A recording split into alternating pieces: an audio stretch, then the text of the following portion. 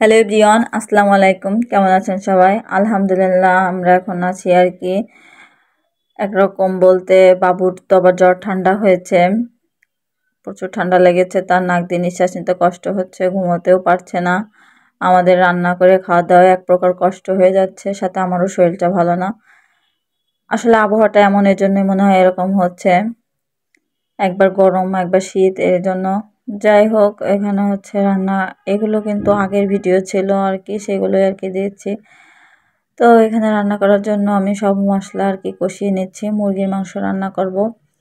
আর হচ্ছে ওই পাশে মিষ্টি কুমড়া রান্না করেছি, ভাজিটা করা হয়ে গিয়েছে, বেশি তাড়াহুড়া করে করে নিচ্ছিলাম। এদিন তো বাবা বাসায় ছিল আর কি, এজন্য আমার করতে কষ্ট হয়নি।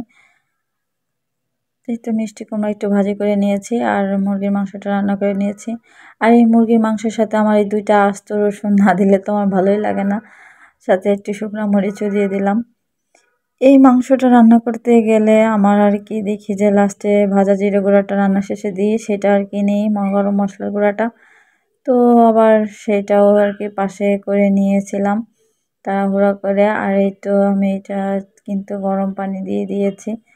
এইভাবে মাংসটা রান্না করে নিয়ে শেষ করলাম। ইয়ান বাবুকে নিয়ে আমরা আর কি ওই দিন বের হয়েছিলাম, তাকে নিয়ে একটু পার্কে গিয়েছিলাম পাশে।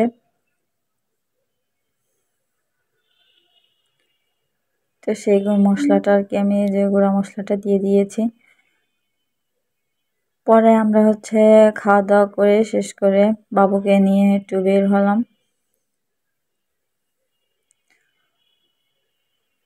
পাশেই আর কি পার্ক আছে, ওইখানে গিয়েছিলাম।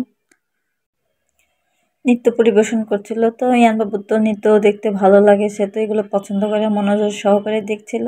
আমরা শেষের দিকে আর কি গিয়েছিলাম, অল্প একটু দেখতে পেরেছিলাম। পাশে বড় পুকুর আছে, পুকুরে আবার বড় বড় মাছ আছে, সেগুলো আর কি লোকজন ছিপ দিয়ে ধরছিল। আমরা আবার একটু মাছ দেখলাম এখানে। তারপরে ইয়ান বাবু বড় এখানে উঠে একটু সে নাচানাচি করতে শখ করেছে আর কি, সে উঠেছিল, নাচতে শুরু করে দিয়েছে এরকম একটা। পাশে আবার দেখি যে একটা লোক আর কি পায়ে চাকা লাগিয়ে আর কি মজা দিচ্ছে। তো বাবুদের কোলে নিচ্ছে, ইয়ান বাবুকেও কোলে নিয়েছিল। আমি তো ভাবছি মনে হয় সে ভয় পাবে, কিন্তু আসলে সে ভয় পায়নি, সে অনেক সাহসী দেখে বুঝলাম যা, আমি ভয় পেয়ে গিয়েছিলাম। ওখান থেকে পরে ম্যাজিস্ট্রেট আদালতের ভিতরে আর কি গিয়েছি, দেখি যে হাঁটতে হাঁটতে আর কি, তো ওখানে একটা মহিলা এসেছে, তো সে আবার হঠাৎ এই অজানা অজানা আর কি মহিলা আন্টি মনে করে সে আবার শুধু তাকে টাটা দিচ্ছে, 3-4 বার করে তাকে টাটা দিয়েছে। সে এরকম আর কি করেছে, সে আন্টিটাও তাকে টাটা দিচ্ছে, সেও দিচ্ছে। আর ওখান থেকে সে আবার একটা বল কিনে নিয়ে বাসায় আসে। তো আমার ভিডিওটা আজকে এই পর্যন্ত, সবাই ভালো থাকবেন, আল্লাহ হাফেজ।